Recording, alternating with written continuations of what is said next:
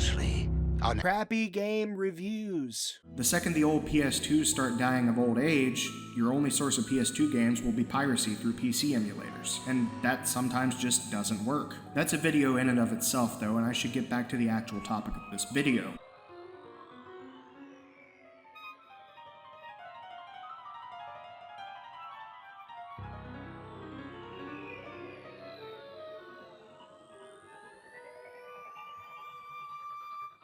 Hey there folks, my name is Cypher. Emulation. Oh, I'm sorry, did I scare you? Emulation! It's the craze that's sweeping the nation. Emulation is the act of making a system pretend to be another system to play games on non-native hardware, because there's nothing more fun than making your PlayStation Vita wear a PS1 flesh suit. Mister, my family will pay cash. Whatever ransom you're asking for, they'll pay it. It rubs the lotion on its skin or else it gets the hose again.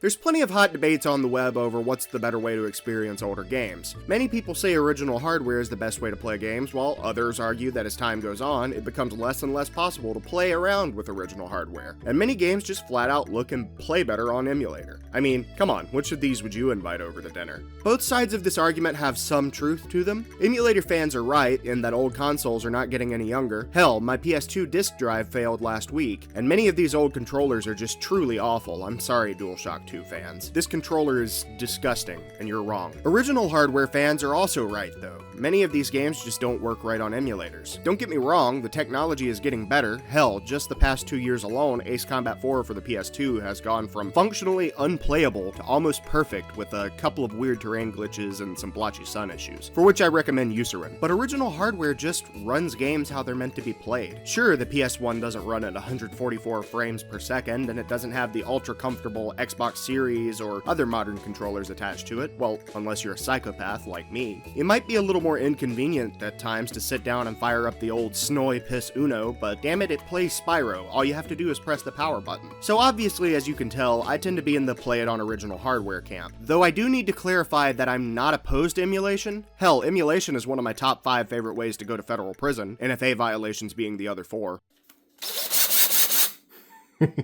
But I just prefer the way original consoles feel when playing games. Something just isn't right about playing Pokemon Emerald on an Xbox gamepad. Pokemon Emerald was simply not meant to be played in a sit-down setting. Hell, most Game Boy and Game Boy Advance games weren't. You're meant to flip the switch on, run around battling a handful of NPCs, maybe catch a few rats, do a gym battle or two, save the game, and flip the switch again. Sitting down and playing this on my PC, the game gets repetitive fast, and that's not even mentioning how emulating Pokemon games cuts out so many good features. For example, on an actual Game Boy Advance copy of any Gen 3 Pokemon game, you can trade and link battle with any other copy of the games. Well, so long as you have 2 Game Boys and one of them isn't a micro. And that's not all. If you have a DS or a DS Lite and a copy of Heart Gold, Soul Silver, Diamond, Pearl, you can even stick the GBA games into the second slot and move your Pokemon from Gen 3 to Gen 4. Then you can put that cartridge into a 3DS and move the same Pokemon to Gen 5, 6, and 7, or transfer them to the Pokemon Bank, which allows you to transfer them to Pokemon Home on the Nintendo Switch to put them on Gen 8 and 9 games. This means you can have a Pokemon from Kanto in your party in Paldea. This is such a huge feature. Not only is it super cool that the support goes back as many as 6 generations of Pokemon games, but it can also allow you to import unique and powerful teams with your own personal flair through the various ribbons you can earn throughout every generation of Pokemon games. You know what an emulator can do?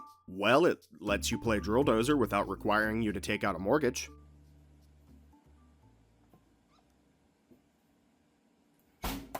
Another problem I have with emulation is the questionable legality of all of it. All of the games shown so far I own a physical original copy of, and I rip the ROMs myself. Why rip my own ROMs? Because I can't just do this.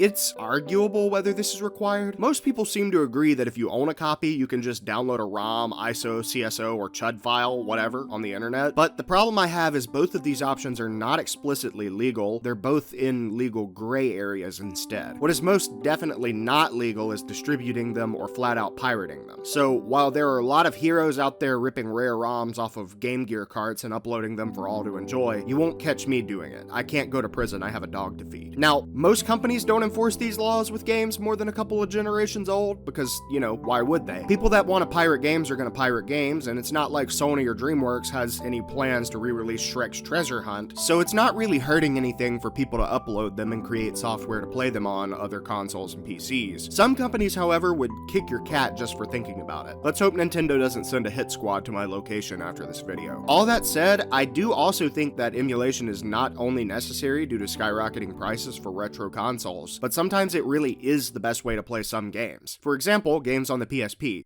Ace Combat X Skies of Deception is a game created by Access Games with Project Aces, and it's published by Bandai Namco. Released on the PSP back in 2006, Ace Combat X is a fantastic little game. In fact, it's more true to the Ace Combat formula than some games produced by Project Aces themselves. It had online multiplayer, an expansive single player, and a handful of unique aircraft to play around in. Sounds great, right? The only issue is it was released on a console that put the start and select button in a different zip code from the rest of the controls, with the thumbstick added as an afterthought. Also, the screen is as big as my self-confidence levels. Let's be honest, we all love PSP games. Hell, it was one of the most popular handhelds ever released. Half of you probably have very fond memories of this console. But when's the last time you played this thing? Oh my god, this thumbstick is fucking terrible. It's so uncomfortable to use, and there's no right thumbstick at all. A lot of games on this console ended up using the controller face buttons to adjust the camera and aim, which works, I guess, but you know what else works?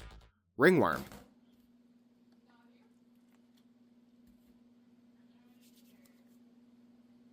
The battery lasts like an hour when playing UMD cartridge games, and the charger requires a fucking forklift to carry it around. And look, I took this thing apart to replace the cartridge door, which wouldn't close due to the hinge being bent, and something I did made the damn screen commit Sudoku, and now it's got pink lines running through it. I have repaired and modded dozens of Game Boys, Game Boy Advances, and Nintendo DS's with no issue, but I made a single repair on my PSP, and it fucking offed itself. I think the best way to experience these games is emulation. My absolute favorite way to play Ace Combat X is on the PlayStation Vita. The Vita actually supported many PSP and PS1 games and even allowed you to buy some of them from the PlayStation Store. And if you hack your console with an SD card and an SD2 Vita adapter, you can convert all of your games to eboot.pvp files and drop them right onto the console. You can even give them custom thumbnails. This convenience is insane. You can even get the full PSP experience by launching the emulator separately before the games. Beyond just looking nicer, the Vita has a much nicer screen with higher resolution and near twice the pixel density. The Vita also has 2 control sticks and touchpads on the back. You can also remap controls for PSP games natively on the Vita, so you can put the rudder controls on Ace Combat X on the touchpad on the back, or my personal favorite, mapping them to the right stick. This is so much nicer to play. You can even control rudder, guns, missiles, throttle, and map all at the same time. And that's not even mentioning that start and select are actually reachable without completely removing your hand from the controls, meaning you no longer have to find a safe moment in game to pause. But nothing, and I mean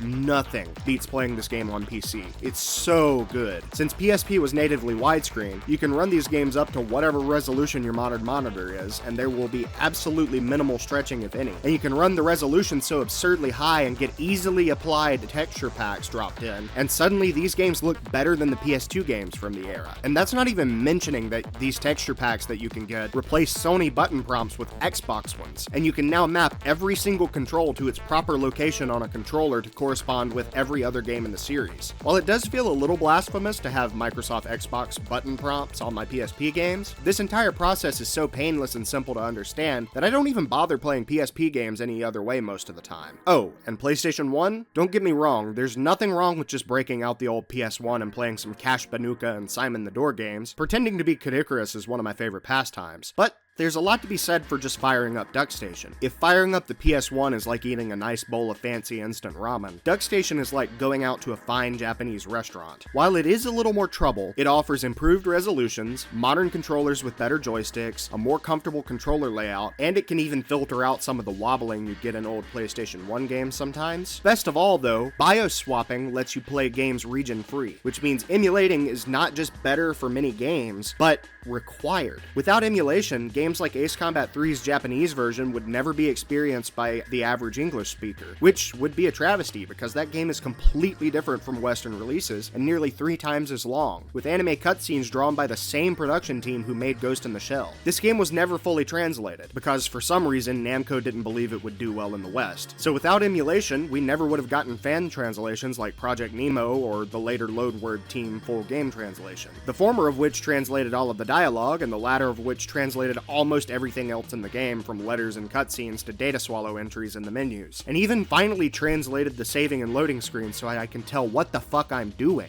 These translations require a Japanese version of the game, which I do have, but because of that they also require the Japanese version of the PS1, which I'm pretty sure no one in the US has except for a few weirdos like me. So because of emulation, longtime fans of Ace Combat finally got to experience the true Ace Combat 3, and it was only 20 years late and not an official work. Fucking Bamco, man. Fuck you, Bamco. Go fuck yourselves. There's a ton of benefits to emulation. On top of the examples I've just wasted your time with, you also get a ton of quality of life upgrades over original hardware. PSP games can have their textures replaced to look way nicer. And are those brutally difficult NES and SNES era games kicking your ass? Use a save state every now and then so that when you die you can just reload. Many people refuse to play Pokemon without emulating it, despite all of the benefits of the original hardware I listed before, because using a fast forward feature allows you to speed through some of the lengthy battle segments and EXP grinding. And let's not forget decreased loading times, reduced slowdown in games that struggled on their original hardware like Xenoblade, fan-made achievements that give you gamerscore to show off for games that never originally had trophies. And for an example that affects me personally, it can be really challenging to get footage of old games for reviews, streaming, or just fun YouTube projects without emulation, because the vast majority of these consoles don't have a dedicated recording function, or in the case of the Nintendo Switch, they're really fucking bad. This leaves you buying a capture card for an insane sum of money for what is essentially an HDMI pass-through with low latency, and then setting up a second monitor to output to, or even worse, playing the game through the OBS preview panel like I'm doing right now. That means that a small-time hobby YouTuber, like yours truly, will never really be able to justify making videos about old games without emulation, because suddenly you've not only got to have a multi-$1,000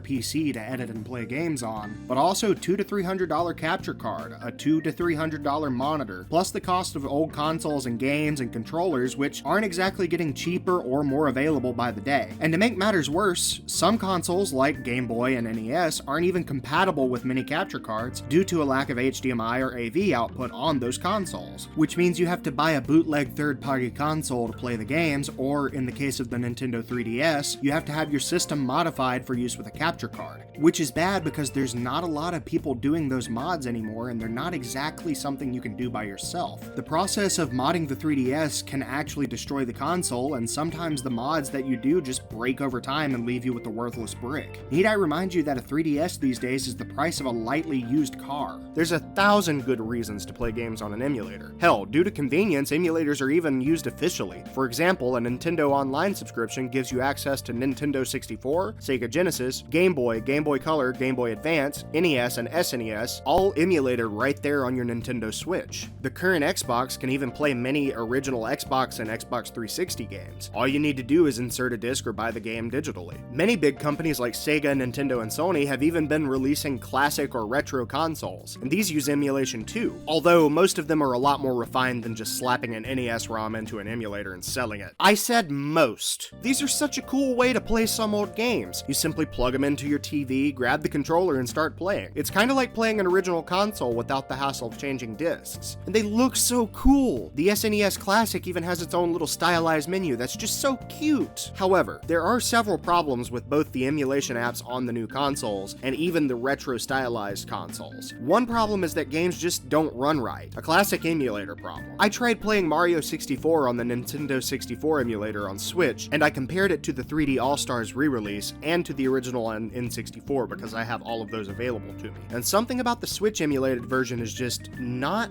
right. I can't quite put my finger on it. Other games are way more obvious, like the fog effect in Legend of Zelda games just not being quite right on release, or Banjo-Kazooie, which, to quote my sister's fiance, feels slippery like the control sticks aren't quite right. This leads us to the second problem. These old games were meant for controllers that modern controllers do not simulate well. Sure, you can get something like an 8-bit Dope Pro controller, which has a D-pad just like an SNES controller and allows you to play SNES games perfectly well. I even have a Retro Fighters Blade GameCube controller that can connect to both an an actual GameCube or Wii or a Nintendo Switch and actually has the gates for the control sticks that makes playing those games a lot easier. However, many of these games were designed specifically for their controller hardware, which often used technology that fell out of favor after the first iteration. Mario 64 and Banjo-Kazooie are meant for a single stick controller with an optical joystick. These sticks have long stems and an octagonal gate, as well as a ton of travel, so when you try to use a modern Xbox-style controller with the shorter stems, round gates, and potentiometer joysticks, the games just feel weird. Newer sticks are more sensitive, have different dead zones, and are harder to lock in directions on, due to the fact that they don't tend to have octagonal gates, which can make games like Mario 64 more difficult by simply not having a controller that the game was designed around. That's not even mentioning that the N64 controller has 6 face buttons, which means you have to map the C buttons to the right joystick on your modern controller. The original controller also has 2 bumpers that you rarely use more than one of at a time. And most importantly, the N64 controller has multiple positions for you to place your hands in that allows for equal control over either the D-pad or the analog stick, rather than having both easily reachable but simultaneously compromised in performance, like on a modern controller, which can make playing some games really uncomfortable. The list of problems goes on, and it can make for a pretty awful feeling experience. A lot of old consoles had little quirks like this. The PlayStation 2 had pressure-sensitive face buttons that a lot of games used. The PlayStation 1 has a segmented D-pad, and the games were designed around that, which, in my opinion, makes playing them on modern D-pads actually a little easier. The Sega Mega Drive had a disc-style D-pad with 6 face buttons. Hell, the Nintendo Entertainment System had a light gun that you literally can't use on modern televisions or emulators, because they look for scan lines on CRT televisions. And God forbid you try to play Super Mario World with the Switch Pro controller. I hope you have health insurance.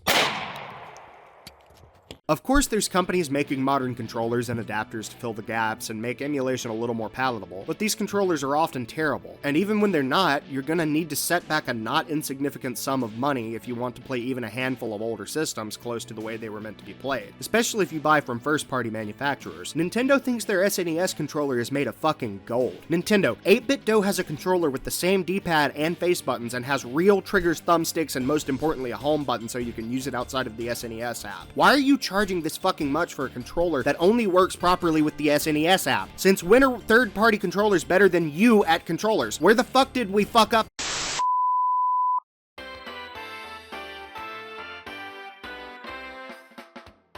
Just as an aside, I spent years and years trying to play Mario 64, the original, not the DS version, using modern controllers and consoles to play it, and I had never beaten it due to how frustrated it made me feel getting to the mid-game and not being able to make precise jumps. I thought it was a skill issue, but then I bought an N64 off of someone for like $10 fucking, and it came with Mario 64 and a controller that was in good shape, and I beat the game in 2 afternoons. That is how important it is to have the controller the game was made for. The other problem with emulation, at least official emulation, like Nintendo Switch Online, is that your game options are so damn limited. The GBA emulator for Switch launched with just a handful of games, including The Legend of Zelda Minish Cap, Super Mario Bros. 3, Super Mario World, WarioWare Inc., Kuru Kuru Kuruin, Mario Kart Super Circuit, and Mario and Luigi Superstar Saga, with the promise of more games coming out later. What the hell, Nintendo? I mean, don't get me wrong, I love the Minish Cap as much as the next guy, and Super Mario Bros. 3 comes with all the Nintendo e-reader levels to play, but half of these games are either SNES ports with slight gameplay changes, which are already on the Switch elsewhere in a much less washed out fashion, or they're games that really lose their charm when not being played on a GBA. And some of these are really strange choices that most people have never even heard of, even if they are fun to play. Or they're fucking Mario Kart Super Circuit. Look, I get this choice. It's a distinct Mario Kart game that has its own unique levels. It's pretty good for a GBA Mario Kart, but why would you start with this? It's basically Super Mario Kart with some new levels. Why would you not launch with something more iconic in a world where Pokemon Emerald and Wario Land 4 and Advance Wars is a thing? You chose to release one of the games of all time instead? And PlayStation's offerings aren't any better, don't get me wrong. When I think of PlayStation 1, I think of like Spyro Year of the Dragon, Air Combat, Ace Combat if you want to get Japanese about this, Medal of Honor Underground. You know how many of these games are available on the PS1 Classic Mini Console? Take a guess. That's right, none of them! Gold star for you. I understand that the PS1 library is like absurdly large, and that no two people have the same PS1 library. But come on, Sony. It's not just my bias when I say Air Combat belongs in this collection. It was a launch title in America and started a series that's still popular to this day. And Sony, Spyro is one of your fucking mascots, for Christ's sake. Medal of Honor and its spinoff, Underground, are games that every modern shooter game can trace its lineage to. You're telling me that none of these were important enough to make the cut, but Cool Borders 2 is? I don't think I've ever met anyone that's got fond memories of Battle Battle Arena Toshinden, and if I ever do, I'll probably go to jail for assault. I guess I should at least be grateful that we get what we do from these companies. Many consoles don't even get this amount of love. Nintendo seems to be trying to forget that the Nintendo DS and GameCube ever happened. Yet somehow this fucking thing made a comeback. One of the most iconic Nintendo games ever is Mario 64 DS, and that game is damn near the definitive version of Mario 64. And if they'd re-release it and give it joystick controls, they could literally sell it for whatever they wanted to charge and probably make bank on it. The same goes for basically any GameCube game. Hell, I bought Double Dash twice, and I'd do it again the second Nintendo puts it on one of these cute little potato chips. Don't get me started on Sony straight up giving up on PS2 backwards compatibility 15 minutes into the PS3 generation. If you want to play Ratchet & Clank up your arsenal on your PS5, you can absolutely just go fuck yourself. What little is given to us plebeian gamers is whatever they can do cheaply and get the licensing for. Even better if they can sell a monthly subscription or a $100 hunk of plastic to us once a year. Or worse, they make the game's limited time releases. Ace Combat 7 released with a downloadable copy of Ace Combat 5: The Unsung War, but only on PS4 and only for people who put in the pre-orders. What the fuck, Bamco? I understand that sometimes games aren't re-released due to technical issues or lack of funding or lost licenses, but this just feels fucking malicious. Why did Xbox not get Ace Combat 5? Why only pre-orders? All of this, at least to me, means that official emulation and re-releases are nothing but pure nostalgia bait and generally not intended for people who seriously want to play these old games. Since these offerings are so limited and worse, limiting to you, the player, if you want to relive the good old days, you'll need to learn how to emulate for yourself. This used to be a not so insignificant task. There was a time when many games just flat out did not work when emulated, and those that did, adjusting the settings to get them to play properly was only slightly easier than comprehending string theory. Thankfully, with each update to PCSX2, PPSSPP, and DuckStation, and every other emulator pretty much, they seem to be making emulation more and more accessible to dummies like you and me. Of course, for some of these emulators, you still need to learn how to rip your BIOS off of an old console, or put on your eye patch and find a BIOS on the internet, which you should never ever do, and I'm not advising you to do that. Please don't kill my family, Nintendo. Many of these emulators don't even need you to have a BIOS file. PPSSPP, the PSP emulator, for example, is basically plug and play, if you don't want to do any graphics adjustments, that is. And thankfully, most emulators seem to be standardizing on a relatively similar user interface, which makes navigating them so much easier and more intuitive. Some of these emulators even have versions on Android devices, or have Android clones of themselves like Aether SX2 for PCSX2. And a lot of these emulators are even available to download right off the Google Play Store. This means that many old games can be played on tablets and cell phones, a concept which would have made most people have a brain aneurysm from joy 20 years ago. I think more importantly though, this means they work on single board computers, or as fans refer to them, retro handhelds. There's a huge market out there for little game consoles that are specifically designed to be pocket emulators. They come in the form factor of little Android, Windows, or Linux machines with controllers built into them. These consoles range from little powerhouses like this Mii U Mini that are the size of a deck of cards but can emulate GBA, NES, and even PS1 games flawlessly, to this Retroid Pocket 2S, which is a PlayStation 1 powerhouse, and can even play a couple of GameCube and PSP games. And these are just budget devices. There's larger, more expensive retro handhelds out now that are playing the full PS2 library, Wii, Xbox, and even some Nintendo Switch games nearly flawlessly, and without the need for touchscreen control jank or having to carry a whole-ass Xbox controller around with you just to play games like on your phone. I have several of these consoles, and I have to say, being able to grab this little blue dingus right here and have my entire PS1 and N64 library to play when I'm on a long road trip with my family is just so incredibly convenient, just like tax evasion. Honestly though, I still prefer just hooking up the PS1 when I want to enter the electrosphere, but I'm perfectly aware not all of us have these consoles available to us anymore. And while emulation is teetering on the edge of legality, pirating a nearly 25-year-old game really is the definition of a victimless crime, just like tax evasion. And even I have to admit, I don't have a ton of time to sit at home and play games anymore, so mobile and handheld games are often far more in line with my lifestyle. I can't pocket my PS1 without buying really big pants, and even if I could, I'd need to find a TV and a wall socket to plug into. Oh, and more importantly, the PS1 can't play Morrowind, while this dumb little idiot guy can. Look at that shit. Is that not the coolest shit you've ever seen? Yes, it's fucking terrible to play Morrowind on, but look at it! It's so cute! Oh, and let's not forget, many games are just not viable to buy anymore. Games like Pokemon Emerald and Pokemon Platinum have fluctuated so much that on any given day they can cost up to $200. God forbid you want the box that came with them. For most non-insane people, this is just unreasonably expensive. That's not even mentioning the console prices.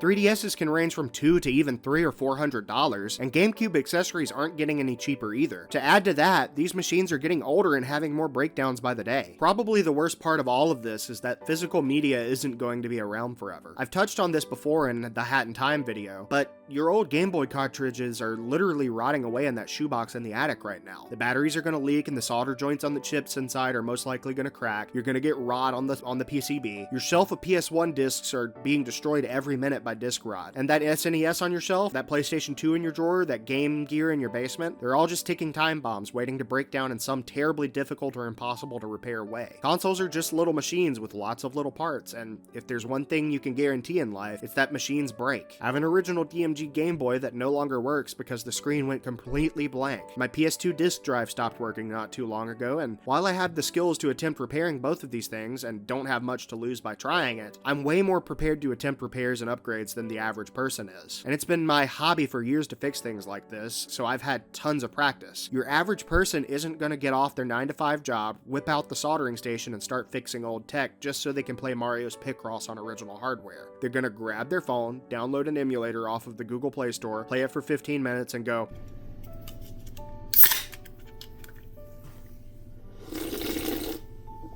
"Yep, they just don't make them like they used to." Emulation is the future of video game preservation, as sad as that is to say. I wish I could snap my fingers and have console manufacturers re-release old consoles and port every old game to newer hardware natively, but I'm not a god. Companies will never do this beyond limited re-release landfill waste, or online subscriptions. It's just not profitable for Sony to spend millions making a new PS2, natively porting over every single game from the generation, or introducing backwards compatibility to a brand new console that's already pushing the limits of what a console can do without forcing in support for a 20-plus-year-old console they stopped selling games for more than a decade ago. It would require bringing back pressure-sensitive face buttons on the controller, or modifying several games to just not use that feature, among other hassles that would just combine to make all of this not feasible. So I guess for the time being, we just have to be okay with wearing the eye patch and hoping some hot-headed CEO somewhere doesn't decide to take it to court and set off a total gaming apocalypse. Because I need to remind you, if these companies wanted emulation shut down, they could probably do it. They have plenty of money and they could probably get a court to agree with them. It seems it's either not on their radar, or more likely they just don't feel like it's worth the hassle. So next time you grab your Anbernic RG whatever number they're using now, or fire your phone up for a quick Pokemon battle or two while at the dentist, be sure to pray to your favorite corporations and give thanks to them for not suing you to death and killing your dog. 無慈悲な言葉だけがでたらめに街に溢れてるネバも切なく流れてた声何気ない日常が朝夜ならをつけ僕らのかけがえのない失われてた太陽を隠す霧雨光を奪い信じるものなくしてた僕は悩み Yep, they just don't make them like they used to. I fucking hate root beer.